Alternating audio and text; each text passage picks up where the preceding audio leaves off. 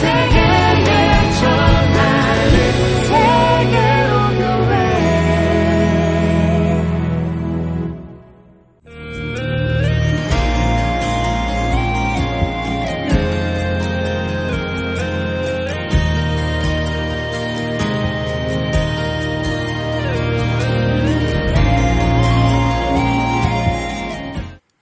인생은 고해라고 합니다. 삶이란 극복할 수 없는 어려움이 있고 또 이겨낼 수 없는 슬픔과 도전들의 연속입니다. 물론 기쁨도 있고 즐거움도 있고 아름다움도 우리 인생 가운데 있습니다만 그런 것들은 갑작스럽게 찾아온다 해도 우리 중에 누구 하나 두려워하거나 다급해하지 않을 것입니다. 그런 것들은 언제나 두 팔 벌려 환영이지요. 그런 것들은 미리 대비하지 않아도 되는 것입니다. 반대로 인생의 어려움과 슬픔, 도전들은 미리 대비하지 않으면 안 되는 것들입니다. 하나 밀어닥치는 그런 일들을 우리 인생이 어떻게 막을 수 있겠습니까? 그러므로 우리는 하나님께 기도하게 되는 것입니다. 하나님께서는 살아계시고 우리의 기도를 들어주시고 응답하시고 해결할 수 있는 능력을 가지신 분이시기 때문입니다. 그렇습니다. 삶은 고해가 맞습니다. 그러나 성경은 우리의 삶 속에 일어나는 불가사의한 일들을 단순히 고해의 여정으로만 볼 것이 아니라 영적 전쟁으로 바라보도록 요청하고 있습니다. 우리를 돕는 천사들과 우리를 공격하는 마귀의 세력들이 비조세계 가운데 우리와 공존하고 있고 그 알 수 없는 영적 세력들로 인해 우리의 삶이 크게 영향받고 있기 때문입니다. 오늘 본문 말씀을 보니까 이 아담과 하와가 살아가고 있는 이 아름다운 삶의 터전 가운데 악한 영의 세력이 분명히 존재하고 있었습니다. 오늘 본문에 등장하는 인물은 이 하와와 그리고 뱀입니다. 그리고 아담입니다.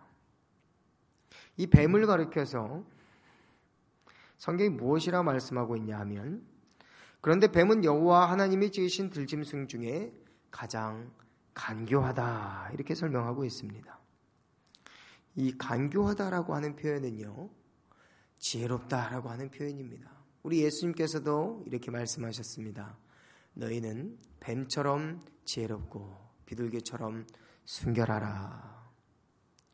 그렇습니다. 뱀 자체는 지혜로운 동물로 지으심을 받았습니다. 이 뱀도 하나님의 아름다운 피조물 중에 하나입니다. 그런데 이 뱀이 왜 오늘 이렇게 악역을 맡게 되었습니까?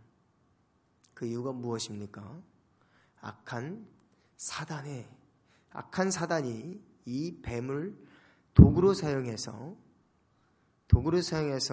이 아담과 하와를 유혹하기 시작했기 때문입니다. 사단은 자신의 도구로 이렇게 미련한 자를 사용하기도 하지만 때로는 아주 똑똑하고 사회적으로도 지위가 높은 인물을 사용하기도 하는 것입니다. 우리는 그 누구도 스스로를 자랑해서는 안 될 것입니다. 그것은 바로 자기 기만과 같은 것입니다. 지금도 악한 영에 이끌려서 사단의 도구로 사용받고 있는 악한 영의 도구들이 있습니다. 지금 우리가 잘 알고 있는 신천지라고 하는 유사기독교라고도 하지만 우리는 이단 종교라고 말하고 있습니다. 이 신천지는 오늘 꼭 뱀과 같이 하나님의 말씀을 가지고 우리에게 도전합니다. 그리고 그 말씀을 왜곡하고 싶은 유혹을 우리로 하여금 던져주고 있는 것입니다. 이 신천지를 보면 정말 오늘 뱀이 아담과 하와를 유혹하던 그 모습과 아주 흡사하게 보이는 것입니다. 오늘 하와가 뱀과 이야기를 나누는 장면은 보니까 처음 만난 관계로 보이지는 않습니다. 일상적인 만남, 일상적인 관계 속에서 일어난 일들로 보여집니다. 이렇게 영적 전쟁은 예고 없이 찾아오게 되는 것입니다. 일상생활 가운데서 나와 친밀한 관계 속에서 벌어질 수 있는 사건인 것입니다. 사단은 이간질하는 영입니다. 신뢰의 관계를 부숴버리는 악한 영입니다. 사단이 아주 간교한 짐승 이 뱀에게 들어가서 하와의 마음속에 붙들고 있던 이 하나님의 말씀을 그 말씀 그대로 신뢰하지 못하도록 유혹하게 되는 것입니다. 하나님이 참으로 동산에 있는 나무의 열매를 전부 먹지 말라 하시더냐. 어떻습니까? 이 사단은 유혹의 도구로 아주 잘 사용하는 것이 바로 이 하나님의 말씀입니다. 예수님께서 세례 요한의 세례를 받으시고 그리고 바로 광야로 이끌려 가셔서 40일 동안 사단의 시험을 받으셨습니다. 그때 이 사단이 예수님을 3번을 시험하게 되는데 이 3번의 시험 가운데 이 사단은 무엇을 도구로 사용합니까? 그렇습니다. 오늘 본문과 똑같이 이 사단도 역시 예수님을 시험할 때도 하나님의 말씀을 가지고 예수님을 시험하지 않습니까?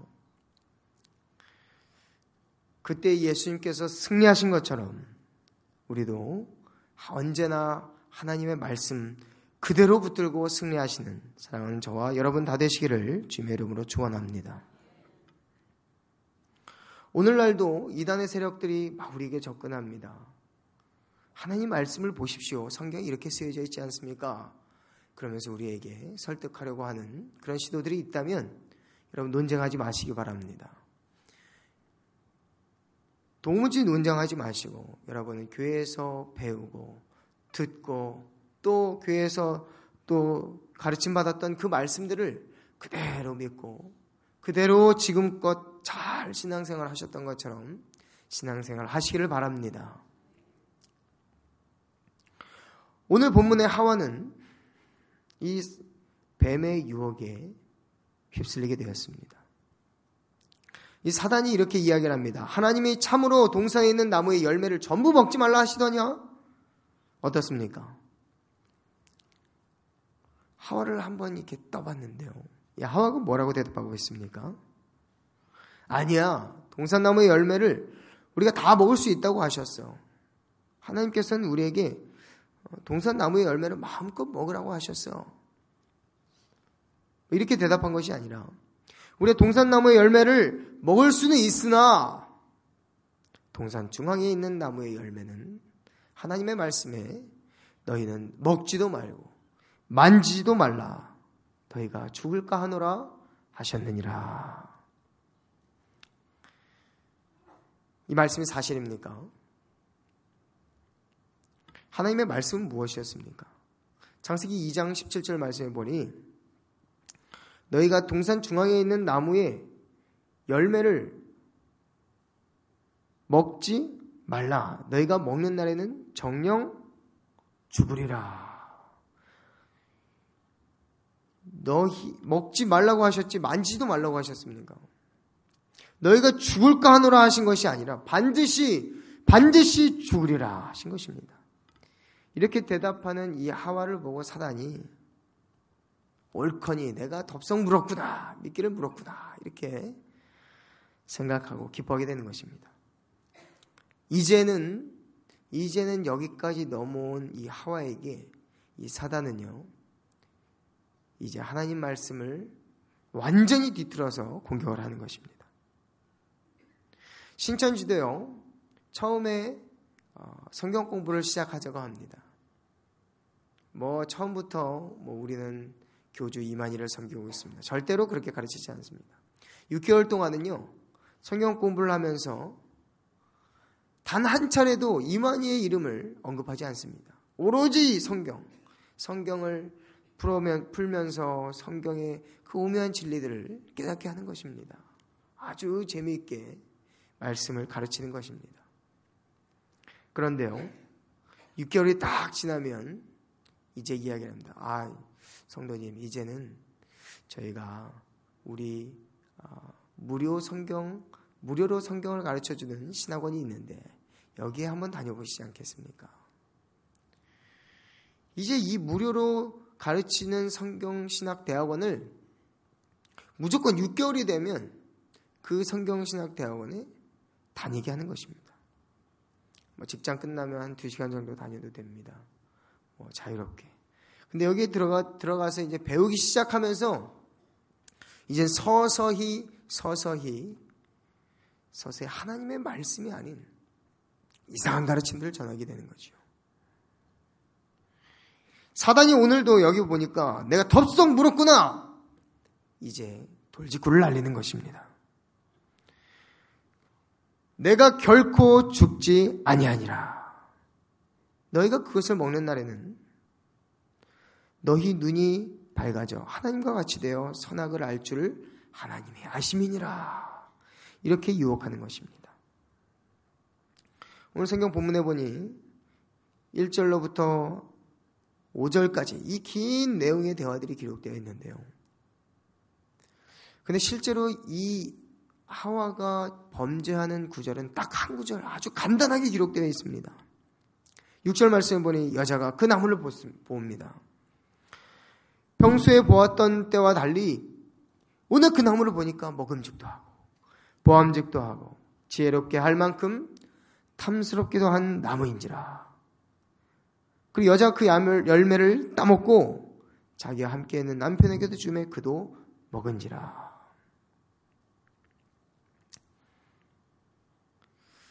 여러분, 사기꾼의 말을 구분하기 어려운 것은 참말과 거짓말을 섞어서 하기 때문입니다. 참말도 합니다. 근데 거짓말도 합니다.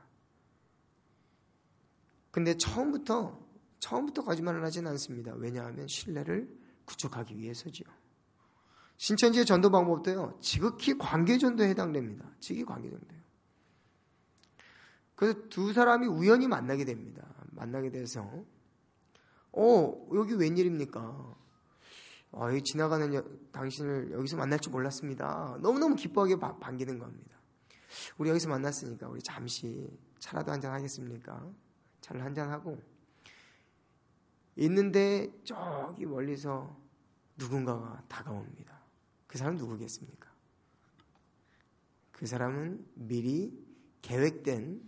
이미 계획된 인물입니다.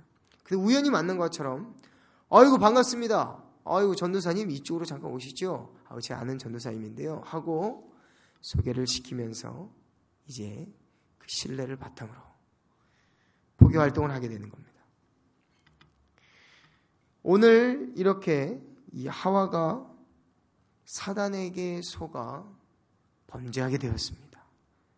그러고 나서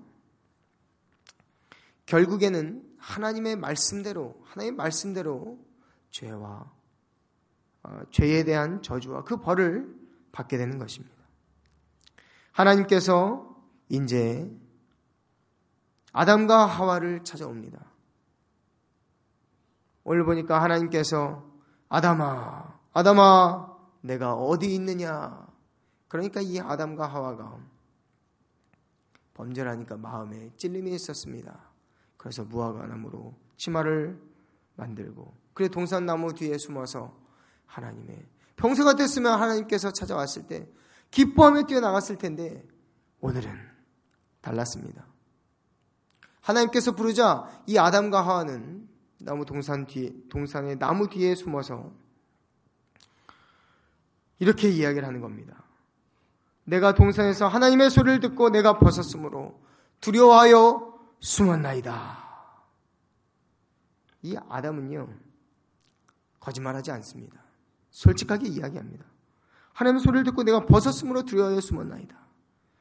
누가 너의 벗었음을 내게 알렸느냐? 내가 내게 먹지 말라 명한 나무 열매를 내가 먹었느냐? 그러자 이 아담이 무엇이라 말합니까? 하나님이 주셔서 나와 함께 있게 하신 여자 그가 그 나무 열매를 내게 주므로 내가 먹었나이다. 아니 간단하게 하나님 죄송합니다. 제가 먹었습니다. 이렇게 얘기하면 될 것을 뭐라고 이야기합니까? 하나님이 주셔서 나와 함께 있게 하신 여자 그가 나무 열매를 내게 주므로 내가 먹었나이다. 잘했다는 겁니까? 잘못했다는 겁니까? 여러분이 한번 대답해 보십시오. 잘했다는 겁니까? 잘못했다는 겁니까? 저는 잘못이 없습니다. 하나님. 저는 분명히 잘못이 없습니다. 잘못은 저 사람에게 있습니다. 저 사람은 하나님이 주신 분 아닙니까? 하나님이 주신 사람이 아닙니까? 자기의 의로움을 드러내게 되는 겁니다. 이제 결국에는요, 막다른 골목에 다다른 인생은 이제 자기 의로움을 드러내기 시작하는 겁니다. 강한 자에게, 또 자기를 질책하는 자에게 우리는 거짓말을 하기도 합니다. 이렇게 자기의 의로움을 드러내는 자는요, 거짓말은 아니에요. 거짓말은 아니지만 꼭 결함이 있는 것입니다. 자기 의로움을 드러냅니다. 하나님, 저는 잘못하지 않았습니다. 저 여자가 잘못했습니다. 그랬더니 하나님께서 너는 왜 너의 의로움을 자랑하느냐 이렇게 말씀하지 않으시고 여자에게 묻습니다. 여자야, 내가 어찌하여 이렇게 하였느냐. 그랬더니 이 여자도 이제 놀랐습니다. 이 여자도 솔직하게 이야기를 합니다. 뱀이 나를 꿰물어 내가 먹었습니다. 이 여자도 여전히 자기의 의로움을 드러내고자 하는 것입니다. 자기 의로움을 드러내서 죄로부터, 저주로부터 벗어나고자 하는 그런 시도였던 것입니다. 어떻습니까? 자기 의로움을 드러내는 자들은 꼭 결함이 있습니다. 성경에도 이 자기 의를 드러냈던 대표적인 인물이 바로 바리새인입니다. 바리새인들은 성전에 가서 무엇이라 기도합니까? 성전에 서서 큰 소리로 외쳐서 하나님, 저를 저 세리와 같이 하나님을 잘못 섬기는 자로 삼지 않게 하심을 감사합니다. 그리고 자기 의를 드러냅니다. 그런데 저 세리는 어떻게 기도합니까? 무릎을 꿇고 가슴을 치며 하나님, 이 죄인을 용서하여 주옵소서. 이 죄인을 용서하여 주옵소서. 하나님의 나라는 자기의 의로움으로 들어가는 나라가 아닙니다. 하나님의 나라는 오직 자기 의를 버리고 예수 그리스도의 의로만 들어가는 나라인 줄로 믿습니다. 그런데 끊임없이 우리들은 죄를 짓고 여전히 자기 합리화를 시도합니다. 죄를 짓고 여전히 우리는 자기의 모습의 정당성을 확인하고자 합니다. 그런 모습들이 우리 마음속에 있습니다. 그리고 때로는 우리가 어떤 사람들을 비난합니다. 또 불평합니다. 원망합니다. 또 우리의 삶 속에 사랑하지 않습니다. 그런 모든 모습들은 자기 의로움에 가득 찬 인생의 모습인 것입니다. 때로는 참 우리 교회 우리 장로님들, 권사님들은 얼마나 신실하고 건강한 신앙을 하고 있는지 모릅니다. 그런데 때로는 우리나라의 한국교회 어떤 교회들 가면요, 신앙생활을 오래 하신 분들은요, 목이 뻣뻣합니다. 뻣뻣하고요. 그리고 점점 신앙생활을 하면서 말씀은 계속 날마다 죄를 빠지지 않고 그 말씀을 듣지만 점점 목이 굳어지고 그 말씀으로 변화되지 않는 것입니다. 점점 자기 의로움을 과시하고 자기 의로움을 내세우기 시작합니다. 그때 그 마음에 이미 사단이 틈탄 줄로 믿습니다. 그러나 우리는 날마다 자기 의로움을 버리고 겸손하게 하나님 앞에 나아갈 때에 우리 하나님께서 오직 예수 그리스도의 의로움을 깨닫게 하시는 줄로 믿습니다. 오늘 아담과 하와가 그렇게 자기 의를 내세우면서 하나님 앞에 나아갑니다. 하나님, 저는 잘못한 것이 없습니다. 하나님, 저는 그래도 저 여자보다는 낫습니다. 하나님, 저를 불쌍히 여겨 주옵소서. 그러나 우리 하나님께서는 오늘 15절 말씀에 자기 의로는 구원받을 수 없음을 말씀해주고 있는 것입니다. 15절 말씀 같이 한번 읽겠습니다. 시작. 내가 너로 여자와 원수가 되게 하고 내 후손도 여자의 후손과 원수가 되게 하리니 여자의 후손은 내 머리를 상하게 할 것이요 너는 그의 발꿈치를 상하게 할 것이니라 하시고 아멘. 오늘 우리가 읽은 이 말씀은요, 최초의 복음입니다. 최초의 복음. 이젠 더 이상 자기 의로는 구원받을 수 없는 오직 예수 그리스도, 이 여자의 후손, 누굴 말합니까? 우리 예수 그리스도를 말하는 것입니다.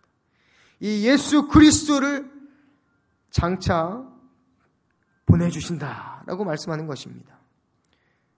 여자의 후손과 이 뱀의 후손이 원수가 되어서 이제 여자의 후손은 내 머리를 상하게 할 것이요 너는 그의 발꿈치를 상하게 할 것이니라. 이 말씀이 무슨 말씀입니까? 예수님의 그 발꿈치를 상하게 한다는 것은 예수님의 십자가 고난을 말하는 것입니다. 창세기 15장 6절 말씀에 아브라함이 하나님을 믿으니 이를 그의 의로 여기셨다라고 말씀하는 것입니다. 오직 우리는 자기 의로 구원을 받을 수 없고 하나님께서 우리에게 다시 약속하신 오직 그 여자의 후손 예수 그리스도의 의로만, 오직 예수 그리스도의 의로만 우리는 구원을 받게 되는 것입니다. 세상에 많은 유혹들이 있습니다. 여전히 우리는 죄와 영적 전쟁 가운데 살아갑니다. 그 영적 전쟁 속에서 우리는 무엇을 붙들어야 되겠습니까? 그 영적 전쟁 가운데 우리가 승리하는 길을 찾을 때도 오직 예수 그리스도의 의로만 우리가 승리할 수 있게 되는 것입니다. 때로는 우리가 영적 전쟁 가운데 넘어졌을 때에도 우리는 그 죄를 합리화시키고 나 자신을 주님 앞에서 정당화시키고자 하는 많은 시도들을 이제는 내려놓으시길 바랍니다. 우린 지금도 오늘도 우리는 여러 가지 죄를 주님 앞에 내어놓고 하나님, 저는 죄인입니다. 하나님, 저는 의로움이 없습니다. 내 마음속에 선한 것이 하나도 없습니다. 주님, 저에게 오직 오늘도 예수 그리스도, 오직 예수 그리스도의 의로움을 붙들고 살아가는 인생이 되게 하여 주옵소서. 그래야 할 때에 우리의 삶 속에 우리의 죄도, 우리의 연약함도, 우리의 부족함도 오직 예수 그리스도의 의로, 예수 그리스도의 그 의로우심으로 우리가 이겨내게 될 줄로 믿습니다. 승리하게 될 줄로 믿습니다. 오늘 우리가 바라본 이 창세기 3장은요, 지금 우리가 살고 있는 이 삶의 영적 전쟁을 여실히 드러내고 있습니다. 우리도 여전히 지금도 끊임없이 사단과 악한 영적인 세력으로부터 우리는 유혹을 받고 있습니다. 이 시대에 텔레비전만 틀어봐도 그렇고요, 또 인터넷만 틀어봐도 그렇고, 또 우리의 관계 속에서 얼마나 많은 시험들이 우리에게 있습니까? 그러나 그런 일들 속에 우리는 자기 의를 버리고 민감하게 깨어서 기도하고 이 영적 전쟁 가운데 승리할 뿐만 아니라 때로는 넘어질 때라도 오직 주님, 내 의를 버리고 내가 잘못했습니다, 하나님 앞에 바짝 엎드려서 하나님 앞에 나아갈 수 있는, 오직 예수 그리스도의 의로 나아갈 수 있는 우리 사랑하는 모든 성도님들 다 되시기를 주님의 이름으로 축원합니다. 오늘도 내일도 결단하고 나갈 때에 우리 주님께서 오직 예수 그리스도의 의의 옷을 우리에게 입히셔서 우리의 삶이 죄로부터 자유하고 또 율법으로부터 자유한 인생을 살아가시기를 주님의 이름으로 간절히 축원을 드립니다. 이 시간 함께 기도하겠습니다.